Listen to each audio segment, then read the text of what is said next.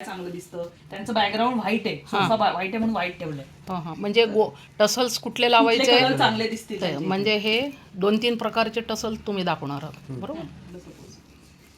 Yellow घेतलीस नाही मग बाद झालं, एवढंच दे. हे 2 झाले का? हे आणि हे दिलं असं दिलं. थांब नाही दे त्यांना येलो पाहिजे. हे झालं का? ठीक आहे. आता त्यांना किती ऑप्शन पाठवले?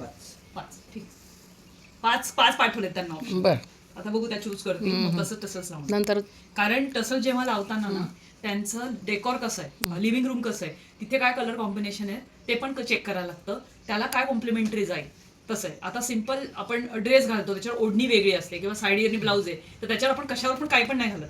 जरी मिक्स अँड मॅच केलं तरी पण त्याला काहीतरी एक त्याच्यामध्ये एक हार्मनी असते किंवा एक काहीतरी असतो, एक धागा कुठेतरी त्याच्या सिमेट्री असते. सो ते बॅलन्स तो मेंटेन करायला लागतो, तर ते छान दिसतं. आणि एका टसल्समुळे पण खूप लुक चेंज होतं त्या लिव्हिंग रूमचं, टेसल्समुळे होतं. सो काळजी घ्या.